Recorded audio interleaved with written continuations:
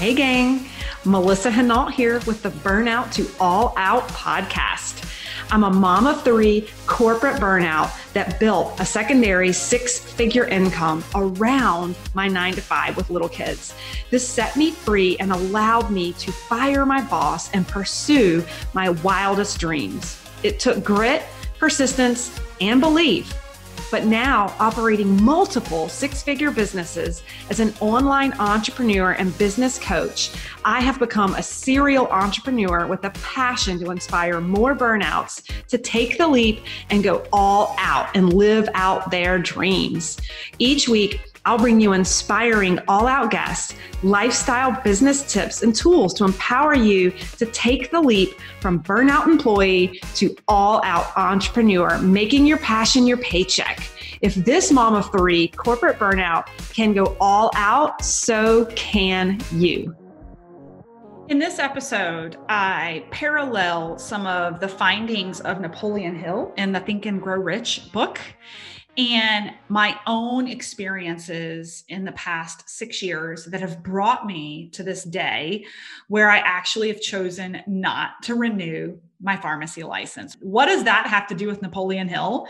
I think you're actually really going to enjoy this podcast. It's all about what safety nets and what bridges are not serving you that you need to burn. What ship sailing in the night do you need to burn that's going to allow you to forget about the plan B that's holding you back in the first place so that you can go all out on your A game? Okay, guys, today I am going to be unpacking for you why I didn't renew my pharmacy license. And I want to talk about this series of events that brought me to this. It's really interesting for any of you who've read the book Think and Grow Rich and the whole concept of really getting rid of the safety blanket in order to propel forward. So for those of you guys, real quickly, for those of you guys who've never read Think and Grow Rich, Napoleon Hill wrote this book at the turn of the century. And what he did is he studied millionaires who obviously there was only so many millionaires at the turn of the century. Consider them billionaires of today, right? And he studied their personalities and he studied their work ethics. And what he did over his case studies is he ultimately wrote a book about the characteristics of these entrepreneurs who ultimately became ridiculously successful. And he found many, many, many common themes amongst all of these highly successful entrepreneurs. And so I want to start with this quote. But before I do, I just want to share with you that really reading this book and thinking about the last 6 years and journey on my journey to entrepreneurship and becoming a 7-figure income earner this year for myself, I look back and see these series of events that took place where I was willing to take these calculated risks to leap forward with momentum and burn the proverbial bridge or ship at sea without that secondary plan to propel me forward. And that's really what I want to unpack with you today is I'm going to take you back 6 years ago and take you through a series of steps that I took to burn bridges to propel me forward and how it really parallels with some of the concepts that Napoleon Hill really talks about in his book. And so I think it's really, really interesting and it's going to be a lot of fun to just kind of unpack it and the lessons learned along the way, right?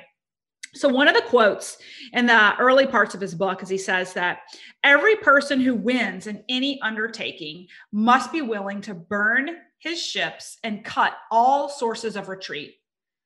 Only by doing so can one be sure of maintaining the state of mind known as the burning desire to win, essential to success. This really is the opening quote to the unfolding of why, after over a decade, I've chosen not to renew my pharmacy license that I spent over $200,000 in education to get me that degree. We're going to unpack it and go back 6 years and move forward to the series of decisions that landed me where I am today with not renewing my license. So it's interesting that, he takes a study and he studies all these really, really successful entrepreneurs.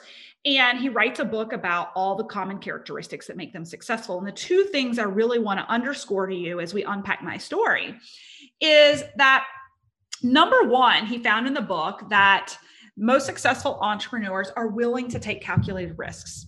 Most don't.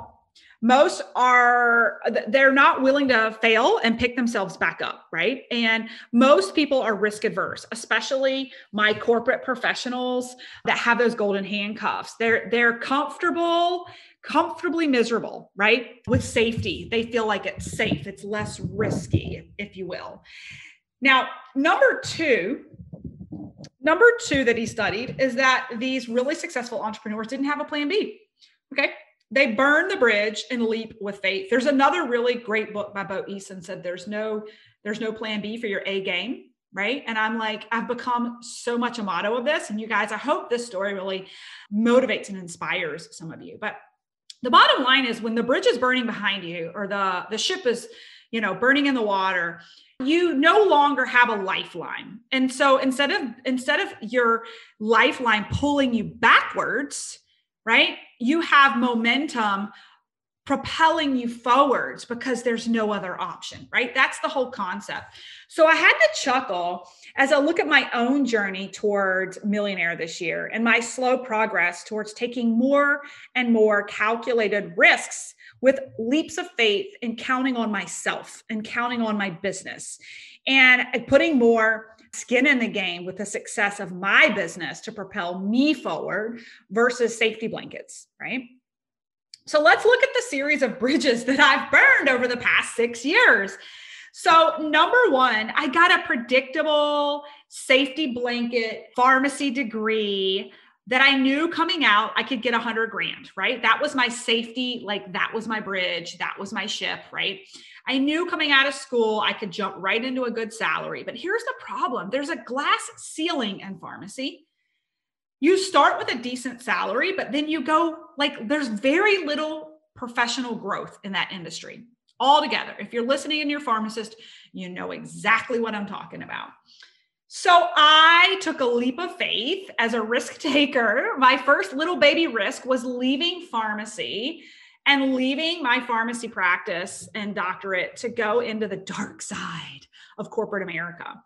And here's the thing. I actually took a pay cut. I left 100 plus salary opportunity for my starting salary in the pharmaceutical industry was like $80,000, right? But I knew that the income opportunity in pharma was ultimately the career trajectory and growth. I could double to triple my income as a pharmacist. So I was willing to take that calculated risk for personal and professional development and career growth, right? And it's interesting because I did, in 5 to 10 years, I'd more than tripled my income. I by the time I left corporate, I was making multiple six figures. So it was a very smart, calculated risk to abandon practicing pharmacy for the risk that I might not ever be able to pick it back up because I hadn't done it in so long to go do something else, right? But here's the thing. I was holding on to my safety net. I had that blankie of my degree. And those of you who have a practice that requires board certification, you have to renew your license every year, right? You have to take CEs. And so I was in a risky industry in the pharma industry. And so I felt like renewing my license every year was like plan B. That's what it was. Just in case, right? It was my safety blanket. But here's the thing. It didn't really bother me back then to renew my license. You know why? Because I was working for someone else on their time. And it didn't bother me to zone out of my corporate job and plow through some CEs in the middle of the day because who cared? I was working for someone else. It was their hours. I was making what I was making. If I put in any more hours, I wasn't going to make any more money, right? So it didn't bother me. Okay. So here's my next calculated risk. If you follow me, I ended up building a social selling business alongside my corporate job. It took me a year and a half after making six figures in network marketing to actually leave my corporate job, because there for a while, my corporate job was my safety blanket on top of my pharmacy degree, right? So hear me out. I was making multiple six figures in my corporate job. I was making six figures in my network marketing business, and I was afraid to leave my corporate job for fear that the network marketing gig may not pan out, right? Who can relate to all these different safety blankets? The thing with these safety blankets is they hold you back from really showing up all out because there's no other alternative, right? So I finally left corporate. And when I did, there was nothing holding me back anymore, right? What I mean is there was no plan B. And the reason there was no plan B, at least in corporate, I still was holding on to that pharmacy license. But there was no plan B in the sense that I went all out publicly to my corporate profession. If you follow me, you know I'm a LinkedIn expert. I coach professionals on how to lead with a business opportunity on LinkedIn. You have to burn the bridge and let the world know that you're owning this industry. And so when I proclaimed my profession as a social seller, I was burning the bridge with a lot of people I was connected to on that platform. Now, really, I actually ended up inspiring a lot of them, and they actually came and joined me, which is how I birthed the LinkedIn Academy in the first place. I was like, wow, this actually works. Owning this industry and talking about it on a professional platform attracts other professionals into my business, right? So we'll unpack that again in a minute. But the bottom line was I burned the professional corporate bridge, right? By owning this industry, which propelled me to success in my industry. And because I had no other option, I gave it my all. I gave it my everything, right? Are you ready to start having way more fun adding new business partners to your social selling team this summer? Or maybe you're just burnt out and worn out of the old recruitment tactics that aren't working anymore, that are just hard to stand out on platforms that so many other social sellers are using. It's time you start getting the return on investment you were hoping for with your business. You're working hard. You're just on the wrong platform with the wrong message to find the business partners that are going to lock arms with you and build your dreams together. I'm going to let you in on how I built multiple six-figure businesses, using the power of LinkedIn and my proven methods over a free 5-day course. Avoid that dreaded summer business drip that so many experience in social selling. Register today and let's start having fun. Go check out the Burnout to All Out Facebook page. Join our free community and get registered today. We launch on May 17th. Hope to see you in my free workshop. So sometimes when we hold on to our ulterior plans, it actually slows us down. It slows our momentum down because we don't have as much skin in the game, says Napoleon Hill, right? So now let me move on to the additional proverbial boat that's been burned. How many of you have a license or a certification that you renew every year just in case you need to fall back on it? I want to know. I've been renewing my license and keeping up with my CEs for over 13 years now, even though I completely left the profession over a decade ago to pursue a life in business and business coaching. Okay. And at first I renewed my license out of fear. Who can relate to this? Fear that if I didn't succeed in my new corporate career, I could fall back on it. And then it was just all about ego. I'd spent so many years and so much money on getting the degree, it seemed like a waste not to keep it up. But for what? For what? I had no intention of ever practicing. I would say to my husband year over year as I renewed my license that, like, God forbid I ever had to go back behind a glass wall and dispense pills. I would rather us just sell our home, move to a less expensive neighborhood, and do something different. Like, I'll never practice again, right?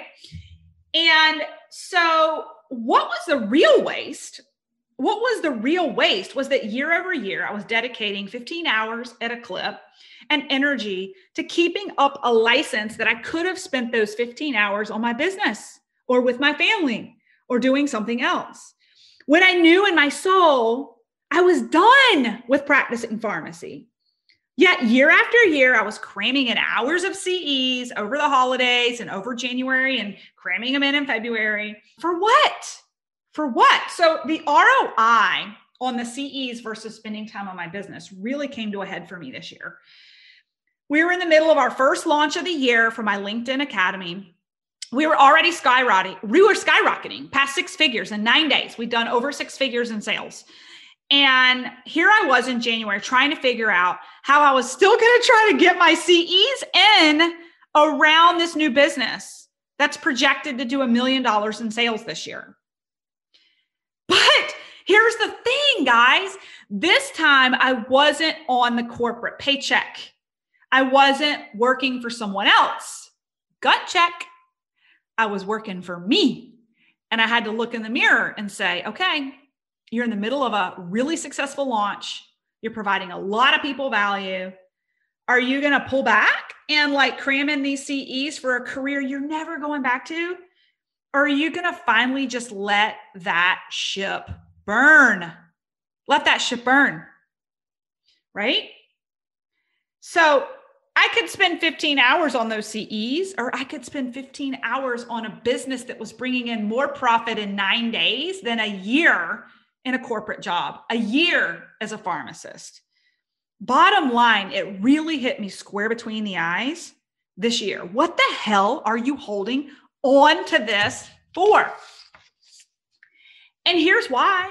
How many of you guys have done the self-work around your money mindset? I've got a great mindset coach on this. It was my broke, poor money mindset that I grew up with. That's ingrained in the back of my brain that, you got to hold on to this just in case money's not always available, right? You just need that just in case. But here's the thing, your rich mindset, and when I say rich, I don't mean money. I mean abundance, openness, glass half full. My rich mindset was saying, there's a better return on your time. And you're never going to need that degree and license ever again. You've stepped into your power. You've found your zone of genius. You will prosper. You do not need a plan B. Take those 15 hours and put them into your business, right? Put them into your business. So instead of focusing my time on the CEs, I focused on my business. I let my license lapse. And as of this recording on March 31st, as we close out the first quarter of 2021, we've done over $250,000 in sales in my business. It's blowing my mind. And that doesn't include the passive income from my social selling business. Guys, I'm not telling you this to brag. I'm trying to make a point on determining where you're going to burn the bridge. Where's that umbilical cord that's pulling you back versus propelling you forward? As we close the quarter and the revenue's blowing my mind, I can't help but come to this quote that I found in the Think and Grow Rich book, where Napoleon Hill says, when the riches begin to come, they come so quickly in such great abundance that one wonders where they have been hiding during all of these years. You know where they're hiding all of those years? They're hiding behind the ship. You have to burn the ship, right? So consider my unrenewed license this year as me burning the bridge. I'm so grateful for the past education and the opportunities it's afforded me. But leveraging that degree as my plan B in the future was not serving me. It wasn't serving my business. It wasn't serving my staff who depend on me to help grow the business. And it was actually wasting precious time for me. It was keeping me from my kids, my family, my business, my health, all the things. better places for an ROI, and now even more skin in the game because there is no plan B, my friends. So here's to me admitting I spent 8 years, over $200,000 on degrees and a license, and I admittedly have no intention of ever using ever again. And I am okay with that. I go back to being the entrepreneur who's willing to take risk, willing to admit failure, willing to learn from it and move on, versus living in the ego and living in a career that would have kept me miserable for the rest of my life to appease what others thought of me and the degree that I had pursued, right? Being open to new ways to make money and serve others at a higher level with higher impact, right, has been served me so well. I'll say that again. Being open to new ways to make money and serve others versus being stuck in my past decisions and career has served me well. It served me well to be open-minded. And I go to a quote from Napoleon Hill. Those who are afraid of new ideas are doomed from the start. The greatest achievements was at first a dream. The oak sleeps in the acorn. The bird awaits in the egg, and the highest version of the soul, a waking angel stirs. Dreams are the seedlings of reality. Such a personal decision to burn a ship, right? Personal decision, calculated risk. But for me, it's freeing to let it go, let go of that plan B and only have an A game and be the best at what I'm focused on right now and provide a peerless program that drives crazy results for clients, that creates a flourishing business, that creates massive impact in the world. That's my plan. That's my plan. And I'm on to burning another bridge for a future podcast. So what's holding on? What are you holding on to just in case that's actually holding you back from propelling you forward to the riches you deserve? Thanks for listening to the Burnout to All Out podcast. For free resources, materials, or information on my coaching services, go ahead over to livethefreelife.co. That's livethefreelife.co, or check out our Facebook community at Burnout to All Out, and make sure you follow Burnout to All Out on Spotify and subscribe to iTunes. And it would truly mean the world to me if you paused for just a second, gave me that 5-star review of the show, and be sure to share this episode with any burnouts you think would be inspired to go all out after hearing this episode.